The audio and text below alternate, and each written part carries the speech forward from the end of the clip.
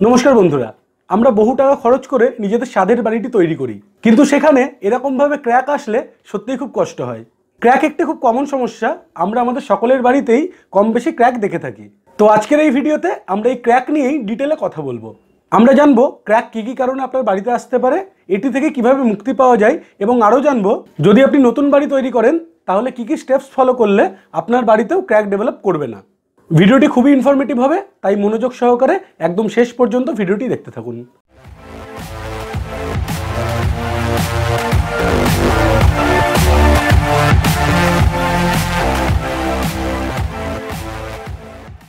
তো সবার প্রথমে আমরা দেখে নেব কোথায় কোথায় মেনলি ক্র্যাকস দেখা যায়। এক্ষেত্রে খুব কমন কিছু জায়গা হলো ডোর বা উইন্ডো ফ্রেমের উপরে বা নিচে, কলাম এবং দেওয়ালের জয়েন্ট বরাবর, এবং দেওয়ালের মাঝখানে হরাইজন্টাল, ভার্টিক্যাল এবং ডায়াগোনাল বরাবর, রুফ লেভেলে, এবং বহু জায়গায় সরু সরু চুলের মতো সূক্ষ্ম সূক্ষ্ম ক্র্যাকও দেখা যায়, যাদের আমরা খুব কমনলি হেয়ার লাইন ক্র্যাক বলে থাকি। এবার প্রশ্ন আসে, এখানে বলা সবকটি ক্র্যাকই কি ডেঞ্জারাস? এর উত্তর পেতে আপনাকে দেখতে হবে ক্র্যাকের উইথ কতটা আছে। জেনারেলি ক্র্যাক যত সূক্ষ্ম হয় সেটি থেকে ক্ষতিও তত কম হয়। এই রকম ক্র্যাক নিয়ে চিন্তা করার কোনো দরকার নেই, এগুলি আপনি খুব ইজিলি রিপেয়ার করতে পারবেন। কিভাবে রিপেয়ার করবেন সেটি একটু বাদেই ডিটেলে আলোচনা করছি। কিন্তু ক্র্যাক যদি বড় হতে থাকে তখন সেগুলি ডেঞ্জারাস হয়ে পড়ে।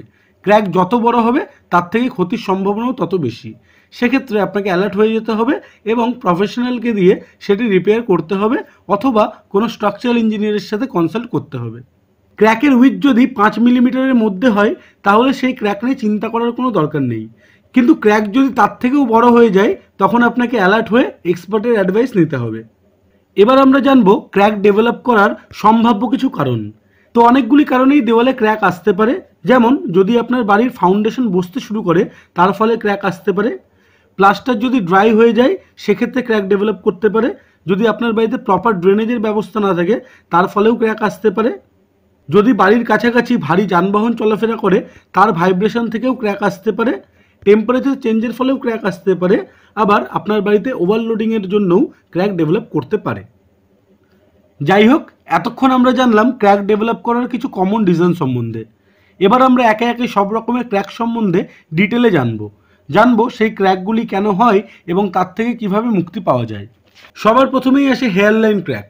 এই রকম ক্র্যাক প্রায় সমস্ত বাড়িতেই অল্প বিস্তর দেখা যায়। এই হেয়ার লাইন ক্র্যাক আসে মূলত পুয়ার ওয়ার্কম্যানশিপের জন্য, বাজে কোয়ালিটির মেটেরিয়াল ইউজ করার জন্য, এবং প্রপার কিউরিং না হওয়ার জন্য।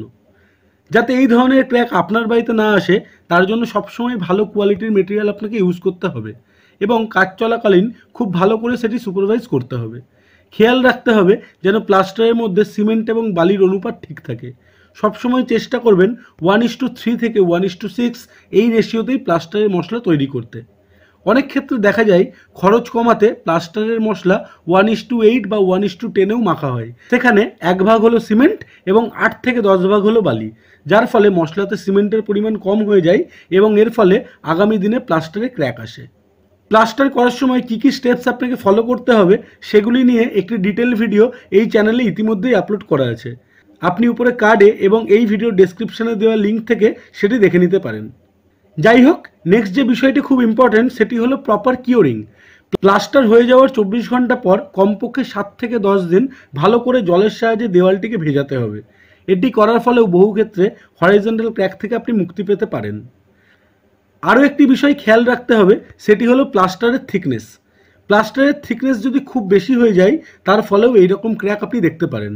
নেক্সট হলো হরাইজন্টাল অ্যান্ড ভার্টিক্যাল ক্র্যাক। আপনার বাড়ির দেওয়ালে অনেক সময় এই রকম ক্র্যাক আপনি দেখতে পান। এগুলি মূলত হয় ফাউন্ডেশন সেটেলমেন্টের কারণে, অথবা যদি আপনার বাড়িতে প্রপার ড্রেনেজ না থাকে তার জন্য।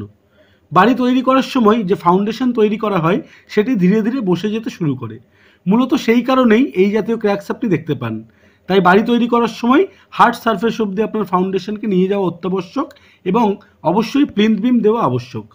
বহু ক্ষেত্রে দেখা যায় যে সমস্ত বাড়িতে খরচ কমাতে প্লিন্থ বিম দেওয়া হয়নি সেখানেই এই জাতীয় ক্র্যাক অনেক বেশি দেখা যায়। তাই নতুন বাড়ি করার সময় অবশ্যই প্লিন্থ বিম তৈরি করা ভীষণভাবে জরুরি। কিন্তু পুরনো বাড়িতে এই রকম হেয়ার লাইন ক্র্যাক কিংবা হরাইজন্টাল ভার্টিক্যাল ক্র্যাক এলে কীভাবে সেটি থেকে মুক্তি পাবেন? এক্ষেত্রে আপনাকে ক্র্যাক সিলার ব্যবহার করতে হবে। মার্কেটে বহু নামি দামি কোম্পানির ক্র্যাক সিলার আপনি পেয়ে যাবেন। একটি পপুলার প্রোডাক্ট হলো ডক্টর ফিক্সিটের ক্র্যাক এক্স পেস্ট। এই ক্র্যাক এক্স পেস্ট আপনি ব্যবহার করতে পারেন 5 মিলিমিটার উইথ পর্যন্ত ক্র্যাকের জন্য। বর্তমান বাজার মূল্য হিসেবে এটি 450 টাকা প্রতি কেজি হিসেবে আপনি পেয়ে যাবেন। তো প্রথমে কোনো ইনস্ট্রুমেন্টের সাহায্যে এই ক্র্যাকগুলিকে কেটে একটু বড় করে নিতে হবে। তারপর খুব ভালো করে জলের সাহায্যে সেখানে থাকা ধুলো ময়লাগুলো পরিষ্কার করে নিতে হবে। এরপর পুট্টি ব্লেডের সাহায্যে ভালো করে ক্র্যাক এক্স পেস্টের প্রথম কোট দিয়ে ক্র্যাকগুলিকে ফিল করে নিতে হবে। 4 ঘন্টা থেকে 6 ঘন্টা সেটিকে শুকোতে দিতে হবে। শুকোনোর পর আবার একইভাবে সেকেন্ড কোট অ্যাপ্লাই করতে হবে, সেটিকেও 4 ঘন্টা থেকে 6 ঘন্টা শুকোতে দিতে হবে। শুকিয়ে যাওয়ার পর পেন বা পুট্টির সাহায্যে ওয়ালটিকে আবার ডেকোরেট করে নিতে হবে। ওই জায়গায় আর ক্র্যাক আপনি দেখতে পাবেন না। আর যদি ক্র্যাকের উইথ 5 মিলিমিটার থেকে 10 মিলিমিটারের মধ্যে হয় তাহলে আপনাকে ইউজ করতে হবে ডক্টর ফিক্সিটের ক্র্যাক এক্স শ্রিঙ্ক ফ্রি। এই প্রোডাক্টটিও আপনি একইভাবে অ্যাপ্লাই করতে পারেন। এই প্রোডাক্টটির একটি কোটই যথেষ্ট। একটি কোট করার পরেই আপনি সরাসরি পেন্ট করতে পারেন। নেক্সট হলো ডায়াগোনাল ক্র্যাক। এই ক্র্যাকগুলিকে দেখতে অনেকটা সিঁড়ির ধাপের মতো হয়। এই ক্র্যাকগুলি হয় মূলত ফাউন্ডেশন সেটেলমেন্টের জন্য। বাকি ক্র্যাকগুলির থেকে এই ক্র্যাকগুলি একটু ডেঞ্জারাস। তবে এই ক্র্যাকগুলির উইথ যদি 5 মিলিমিটারের মধ্যে হয় তাহলে চিন্তার কিছু নেই। ক্র্যাক সিলারের সাহায্যে এগুলিকে আপনি সিল করে দিতে পারেন। কিন্তু ক্র্যাকের উইথ যদি খুব বেশি হয় সেক্ষেত্রে অবশ্যই কোনো স্ট্রাকচারাল ইঞ্জিনিয়ার বা প্রফেশনালের সাথে কনসাল্ট করে নেবেন। নেক্সট ক্র্যাক হলো ডোর বা উইন্ডো ফ্রেমের উপরে বা নিচের দিকে ডায়াগোনাল বরাবর এই রকম ক্র্যাক। এই জাতীয় ক্র্যাকগুলি হয় মূলত থার্মাল এক্সপ্যানশনের জন্য। কনক্রিট ব্রিক কিংবা ফ্রেম মেটেরিয়ালগুলির থার্মাল এক্সপ্যানশন আলাদা আলাদা হওয়ার জন্য জাংশন পয়েন্ট বরাবর এরকম ক্র্যাক দেখা যায়। জানলার নিচের দিকে এই ক্র্যাকগুলি থেকে বাঁচতে বাড়ি তৈরি করার সময় উইন্ডো সিল লেভেলে, অর্থাৎ যেখানে জানলা শুরু হচ্ছে ওই বরাবর একটি কনক্রিটের ঢালাই দিতে পারেন। জেনারেলি ঢালাইটি একটি 4 ইঞ্চি থেকে 5 ইঞ্চির বিমের মতো হয়। এখানে 8 মিলিমিটার রড আপনি ব্যবহার করতে পারেন এবং কমপক্ষে M20 গ্রেডের কনক্রিট ব্যবহার করা উচিত। এই রকম কনক্রিটের ঢালাই দেওয়ার ফলে ক্র্যাক ডেভেলপ করবে না, আর যদি করেও তাহলে সেটি সব দিকে ছড়িয়ে পড়বে না। ডোর উইন্ডো ফ্রেমের উপরের ক্র্যাকগুলি থেকে বাঁচতে সমস্ত বাড়ি জুড়ে ডোর উইন্ডো লেভেলের উপরে লিন্টেল প্রোভাইড করতে হবে। অনেক ক্ষেত্রে দেখা যায় খরচ কমাতে পিস লিন্টেল ব্যবহার করা হয়, কিন্তু ক্র্যাক থেকে বাঁচতে এবং আপনার বাড়িকে মজবুত রাখতে সমস্ত বাড়ি জুড়েই লিন্টেল দেওয়া আবশ্যক। এতে করে আপনার খরচ সামান্য বাড়লেও ভবিষ্যতে আপনার বাড়ি মজবুত থাকবে। এর পরের ক্র্যাকটি বেশ ইন্টারেস্টিং। এটি মূলত দেখা যায় কলাম এবং ব্রিকওয়ার্কের জাংশন জয়েন্টে। জেনারেলি প্রথমে কলাম কাস্টিং করা হয় এবং পরে ইটের গাঁথনি করা হয়। সেক্ষেত্রে ব্যাড ওয়ার্কম্যানশিপের জন্য জাংশন পয়েন্টে বন্ডিং ভালোভাবে হয় না, ফলে সেটি ক্র্যাক আকারে দেখা যায়। এই জাতীয় ক্র্যাক থেকে বাঁচতে ফাইবার মেস বা স্টিল মেস আপনি ব্যবহার করতে পারেন। ওই জায়গায় মোটামুটি 4 ইঞ্চি বা 5 ইঞ্চি করে প্লাস্টার খসিয়ে খুব ভালো করে ফাইবার মেস সেখানে লাগিয়ে দিতে হয় এবং তারপর সেই ফাইবার মেসের উপরে খুব ভালো করে প্লাস্টার করে দিতে হয়। প্লাস্টার ভালোভাবে শুকোনোর পর পেন্ট পুট্টি করে দেওয়ালকে ডেকোরেট করে দিলেই ওই জাতীয় ক্র্যাক আপনি আর দেখতে পাবেন না। আরও একটি কমন ক্র্যাক দেখা যায় সিলিং লেভেলে। এটি মূলত হয় প্যারাপেট ওয়াল না দেওয়ার জন্য। অনেক বাড়িতেই দেখবেন ছাদ ঢালাইয়ের বহুদিন বাদেও ছাদ ন্যাড়াই থেকে যায়, যার ফলে স্ল্যাব লেভেল বরাবর ক্র্যাক আসে। এই ক্র্যাকগুলিকেও আপনি আগের মতোই ক্র্যাক সিলার দিয়ে রিপেয়ার করতে পারেন। আর আগামী দিনে এই জাতীয় ক্র্যাক যাতে না আসে তাই অবশ্যই ছাদ ঢালাইয়ের পর কমপক্ষে 3 ফুট উচ্চতার প্যারাপেট ওয়াল অবশ্যই করিয়ে নেবেন। তো এতক্ষণ আমরা আলোচনা করলাম ক্র্যাকের কারণ এবং তার থেকে মুক্তি পাওয়ার কিছু সম্ভাব্য সমাধান। আশা করি ভিডিওটি আপনাদের উপকারে আসবে। ভিডিওটি ভালো লেগে থাকলে অবশ্যই একটি লাইক করে আমাদের উৎসাহ দিতে ভুলবেন না। এই বিষয়ে আপনার কোনো কোয়ারি থাকলে নিচে কমেন্ট করে আমাদের সেটি জানাতে পারেন।